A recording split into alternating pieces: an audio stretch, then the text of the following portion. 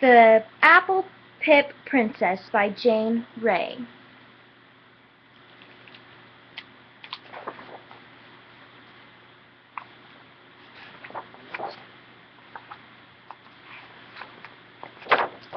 Let me tell you a story about something that happened a long time ago, in a land far from here.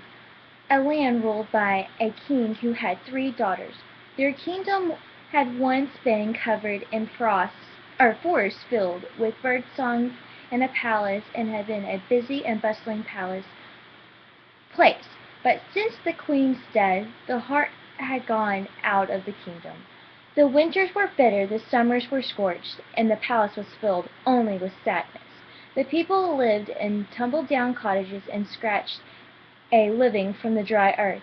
The animals were so skinny you could hear their ribs rattling, and the birds were too hungry to sing.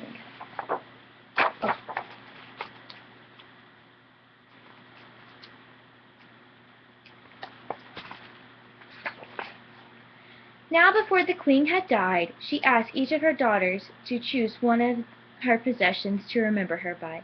Suzanne, the eldest princess, picked a pair of fine scarlet shoes with heels that made sparks on the cobblestone. When Suzanne put them on, she felt tall and important. Miranda, the middle princess, chose a magnificent mirror made of silver and pearls. She spent hours gazing into it, thinking herself quite the most beautiful princess there had ever been. Serenity, the youngest princess, chose only a simple wooden box that she had loved since she was a baby.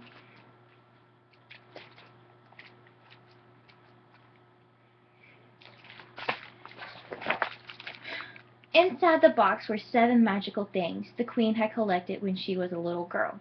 There was a scatter of raindrops, a splash of sunlight, a fragment of rainbow, a starbird's feather, a spider's dewy web, a burst of nightingale's song, and at the bottom an embroidered silken bag that held a tiny apple pip.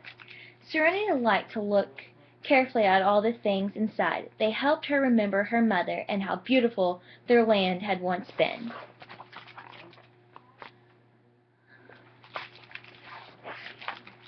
Time passed, and one day the king called his daughters to him. "I am old now. I must choose which of you will be the best ruler of the kingdom after I'm gone," he said. "I decided to set you a task. You must each do something to make your mark, something to make me proud. After 7 days and 7 nights I will look at what you have done and make my decision."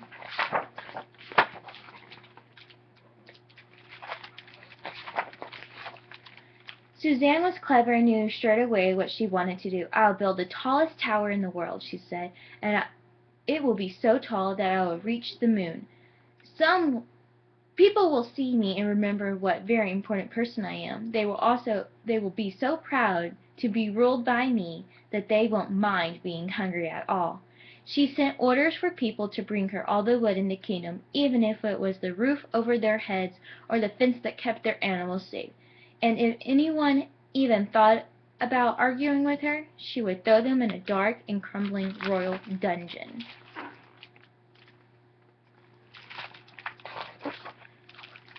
Miranda was clever too, but rather vain and far too busy admiring herself in the mirror to have any idea of her own. "If Suzanne was building a tower tall enough to reach the moon, I'll build one to reach the stars," said Miranda. "If her tower is made of plain old wood, mine will be made of shining metal. People will see my love tower and remember how beautiful I am. They will be so honored to be ruled by me that they wouldn't mind being poor at all." Immediately Miranda sent orders for people to bring her all the metal in the kingdom, even their cooking pots and tin pans, copper bells and bird cages. And if Miranda would stamp her foot and throw them into a dark and crumbling royal dungeon.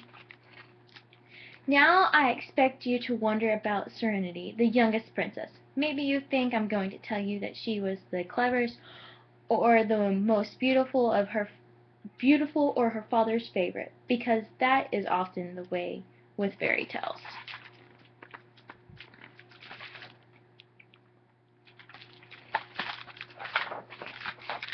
Well, the truth is that she was little and shy and quite ordinary, and she was rather afraid of the dark and crumbling rural dungeons. While Suzanne and Miranda rushed about, Serenity sat in her favorite place and looked in her mother's wooden box.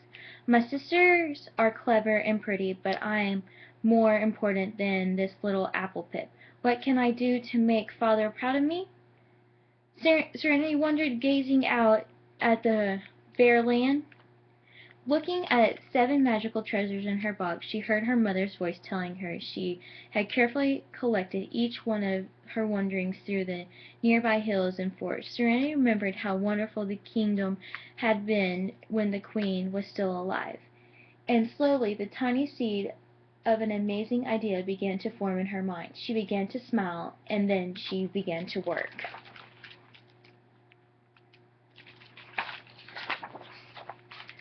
On the first day, Serenity took a trowel and began to dig in the ground. It was difficult work because the earth was baked hard by the sun. She kept digging until it was crumbly and brown. Carefully she took the tiny apple pip from its embroidered bag and planted it in the earth. On the second day, Serenity planted the pips from her breakfast pear next to the apple pip. Then she watered them with a scattering of raindrops. On the third day she planted the pip from an orange she had for lunch and let the splash of sunlight dance over the earth. Then she watched in amazement as green shoots pushed their way through the soil. On the fourth day Serenity planted pips from her supper-time cherries. Then she took the fragment of rainbow and flung it high into the blue sky. The little green plants turned their leaves to the sun and smiled.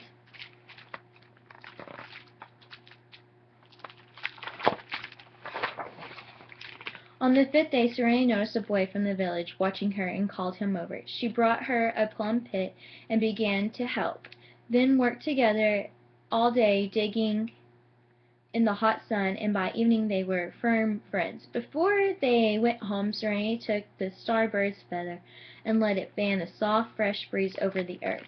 The boy's name was Joseph, and on the 6th day he returned with olive pits from his mother. Word began to spread, and the people came to offer gifts in orange and lemon pits.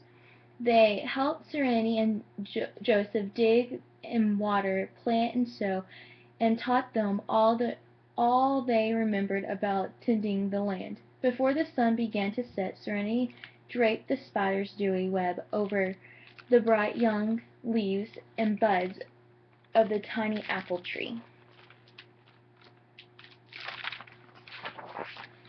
By the 7th day, the land beyond the palace walls were covered in the misty green of little seedlings. But Serenity had a problem. Although she could easily imagine how lovely all the trees and plants would have been when they were fully grown, she realized that they would never be ready when the king made his decision the next day. As evening approached, Serenity suddenly put down her trowel. "It's no good," she said. "My father can't possibly choose me. The plants will grow," Joseph said. "Look how strong the little apple tree is growing. We must be patient."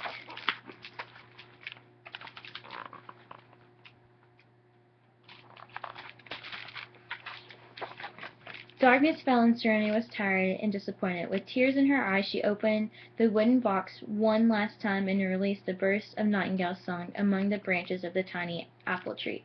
With the beautiful sounds filling their ears, Serenity and Joseph fell into an exhausting sleep.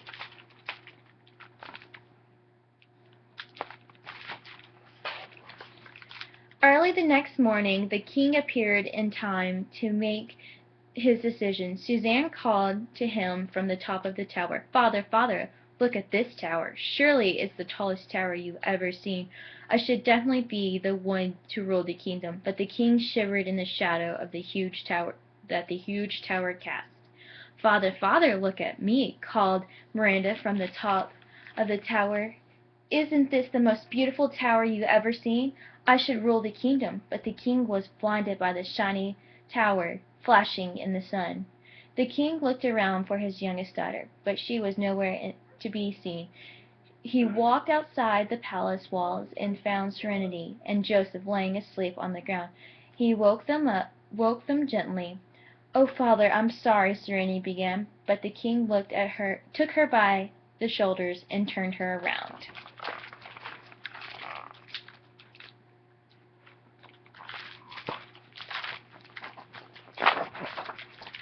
As far as her eyes could see, there were plants and trees, fruits, olives, and nut trees, all fresh and green in the early morning sunshine. Serenity and her father walked slowly, arm in arm.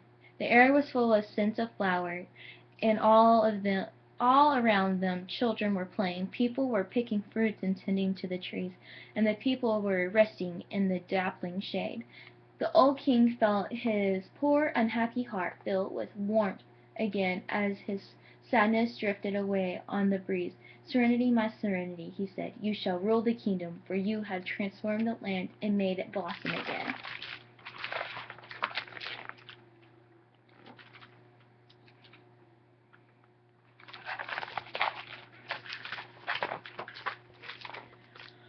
But what of Suzanne and Miranda, you ask? Well, if Suzanne stood at the very top of her creaking tower on tippy-toe in her scarlet shoes and reached as high as she could nearly touch the moon. And if Miranda balanced on the very top turret of her shiny tower, she could nearly touch the stars. But after a while each began to feel rather lonely. Then they heard the sound of laughter and birdsong floating up on the breeze. So they climbed down and joined the king, Serenity, and Joseph, and everyone else sitting under the tree.